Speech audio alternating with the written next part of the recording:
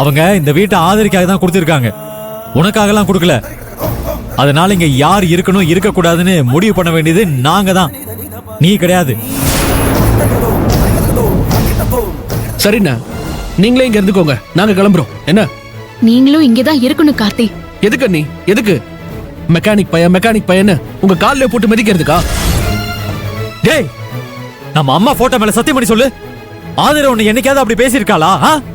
இன்னைக்கு இனிக்கிற உன் பொண்டாட்டி தான் இந்த வீட்டுக்கு வந்த புதுசுல உன்னை வார்த்தைக்கு வார்த்தை மெக்கானிக் பையன் பேசிட்டு இருந்தா, தெரியுமா உனக்கு?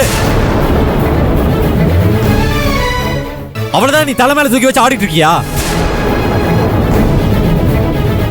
மாப்பிள்ள, அவங்க 2 பேரும் தனியா போகணும்னா போட்டு மாப்பிள்ள, விட்டுருங்க. ஒரு காலகட்டத்துக்கு அப்புறம் எல்லா உறவுகளுமே கொஞ்சம் விலகி இருக்கிறது தான் நல்லது மாப்பிள்ள. அப்பதான் கடைசி வரைக்கும் பாசமும் உறவும் நீடிச்சிருக்கும் மாப்பிள்ள.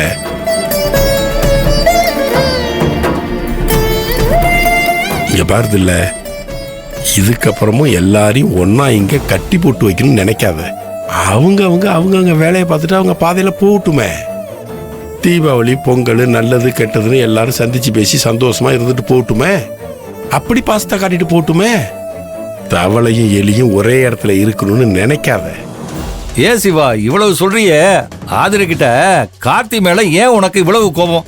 எதுக்காக தாலியை மாத்தி வச்சு நீ இப்படி பண்ணேன்னு ஒரு வார்த்தை கேட்கணும்னு உனக்கு தோணல?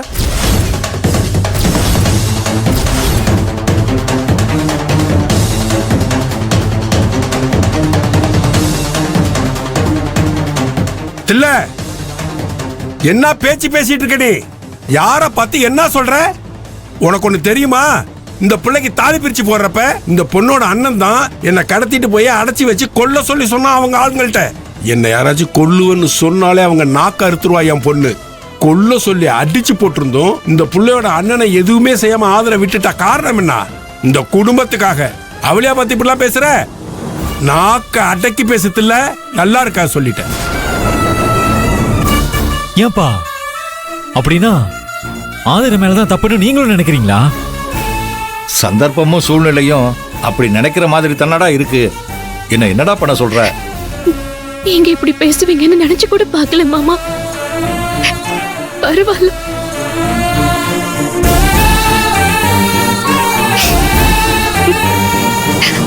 ஐயோ ஆதிர கண்ணு, நீ ஒண்ணு வருத்தப்படாத.